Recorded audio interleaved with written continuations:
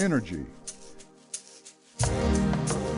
With 36 million people and 29 million cars, Californians expected to be there when we want it, even if we're not sure where it came from. It's sort of amorphous. You know, you turn on the lights and the power is there. But the energy system in California is undergoing a transformation, and where our energy comes from will look very different in the future. People are going to get their energy needs met completely, but through different ways than we currently see. What used to be called alternative energy is becoming mainstream, from solar innovation to fuel cells, and what's being called the holy grail of clean energy, biofuels for transportation. Zero emissions, it's renewable, and it has as low a carbon impact on the climate as possible. That's clean energy.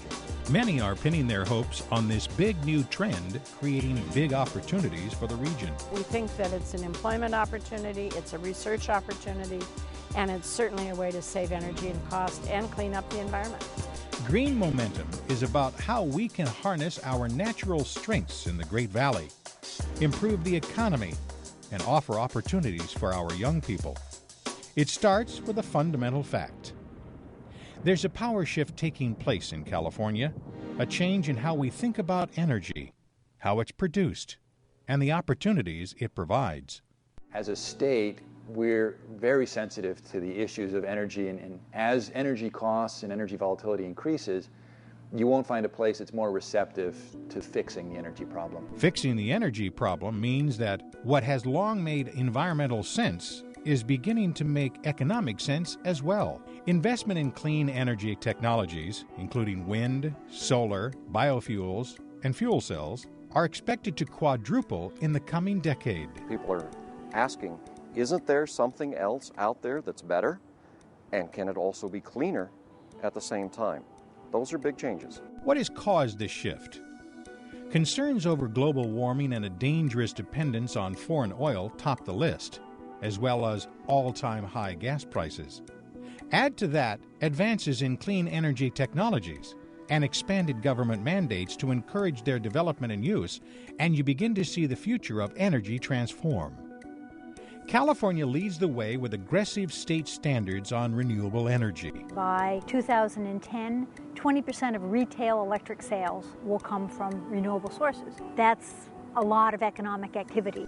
Cities across the state and the country are vying to put themselves on the map as clean energy providers. Sacramento and San Joaquin Valleys are among them. Clean energy is at the core of an economic development roadmap for the Fresno area. We're always looking for an economic activity that's compatible with our base, compatible with agriculture. By using energy, we can use the fundamentals that are already here.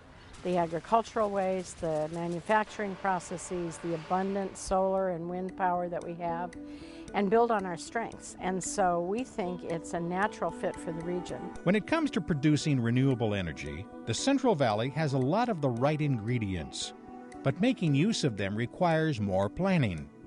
It requires innovators and entrepreneurs in energy technologies. The material that we've synthesized, the ytterbium-14, manganese, antimony-11. Gary Simon believes that those entrepreneurs are right here in our own backyard, and he helped create a business incubator called Clean Start to find them. We're there to try to take our local innovators who have a good idea technologically and help them convert that into a business idea and an actual business, because we believe the fastest and best way to get this out to the public is to make it into a product that a business can sell and people will pay for. Andrew Hargendon, author of the book How Breakthroughs Happen, is the director of the New Energy Efficiency Center at UC Davis. His job is to help university researchers transfer their energy technologies into the marketplace. It's a mercury-free fluorescent. Hargadon works closely with people like Michael Savinovich at the California Lighting Technology Center, which has a successful track record in moving its innovations from the lab to the marketplace. And what we do is we take new technologies and we work in partnership with manufacturers, utilities, and end users to take that technology forward. The death of a new innovation is often caused as much by lack of social capital as it is by financial capital. Nowhere is that social capital more important than in the field of energy. You can't separate clean energy from energy. And the energy sector has been around for 150 years. That means plugging new energies into a very old system and requires lots of players, researchers, political leaders, utilities, and entrepreneurs all coming together. It creates some big challenges in moving new technologies forward, but it may also be a big advantage for the Valley as it tries to establish itself as a clean energy hub. When you look at our neighborhood, what you begin to see is the people you need at the table to make bold moves in energy efficiency and clean energy technology. You have them all right there. I think that personally, if it can't be done here, it can't be done anywhere.